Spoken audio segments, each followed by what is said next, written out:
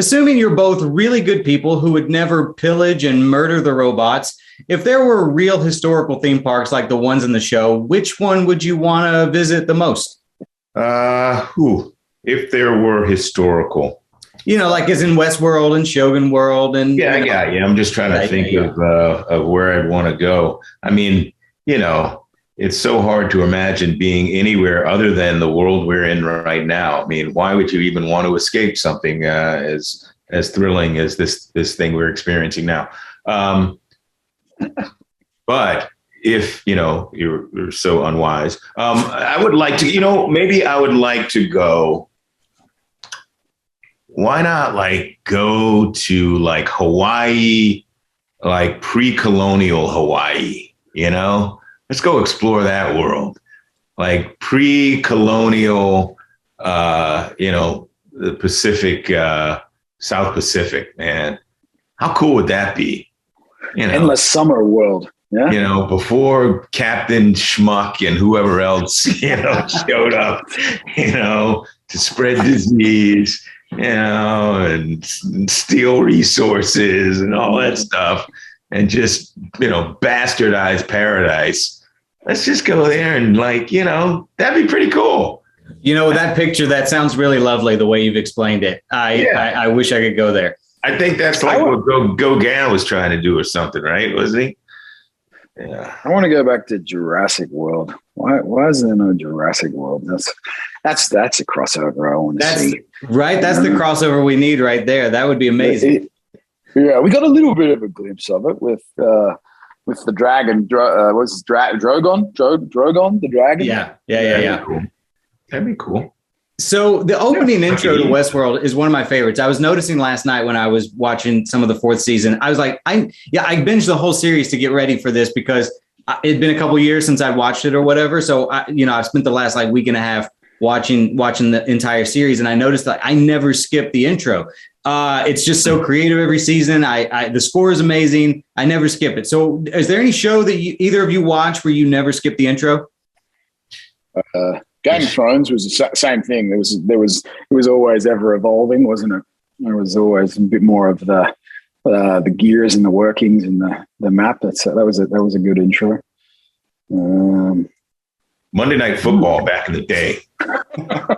Baywatch, yeah. I was gonna say, are you talking about the Are You Ready for Some Football one? No, dude, no, come on, man. The old school Coatsell, Gifford, those guys, Dandy Don, yeah. No, that Are You Ready for Your Football? I don't know what they're doing. They should go back to the old.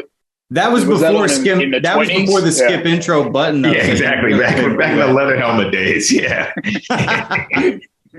Yeah. Luke, I got to tell you, so a couple of days ago, I talked to Chris, and I don't want to start any brotherly spats between the two of you, but he told me, even though you're his big brother, that if you guys were in a wrestling match, he would lay the smackdown on you. I'm just kidding. That's not what he said. He actually, he said he could take you in an arm wrestling match, but he thinks that because you have a lower center of gravity, you might be able to take him in an actual wrestling match. Do you believe that's how that would go down? I think I could take him in both, mate. I'm not holding back there. Definitely the low center of gravity. Yeah, they don't call me the wombat for nothing. I don't know. Maybe he with the bigger leverage, with the bigger arm he's got, he might have me with the arm wrestle. But I'm definitely not going down without breaking my arm. Yeah. I feel that. I'm a short guy. I told him I would bear hug his quads into submission. I get that low center of gravity thing. I got a wrestler body for sure. The first time I met you, he skips leg day. Luke, you probably don't remember the first time I met you. I think it was in Liam's hotel room. That's exactly right. I thought you guys were too far gone to even. You and Liam were wrestling on the thing, and I walked in. And I'm like, "This was for Hunger Games." It was like before one of the premieres, Catching Fire. I think it was Catching Fire.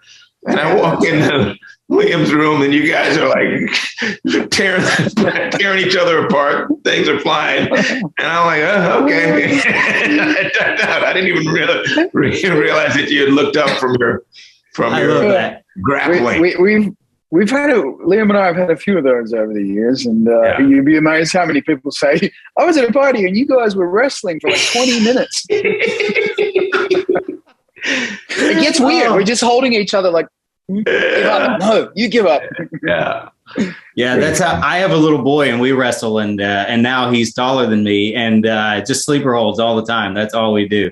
Yeah. So one last question, Jeff, if robot hosts ever tried to take over Gotham, how is Batman and Gordon going to stop them? Oh, good question. Well, it depends on the host, right? Depends on who it is. I don't know. We'll figure it out, though. I don't know. That's a tough call. That's a tough call. Did you say upgrade the suit? What's that? You might have to upgrade. Upgrade the suit. Yeah. Put the nipples on there. Well, as a distraction, from those kind of, hypersexual hosts, then that might do it.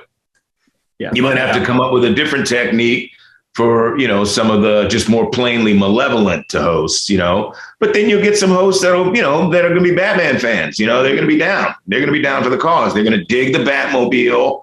It's going to be a machine that they're going to look at, and say, hey, that's my guy. And, you might create some strong allegiances there that would be beneficial to both sides, so you never know. I think so. You guys, thank you so much for taking the time to talk to me. You're both amazing. I really love the show. You guys are awesome. Thank you.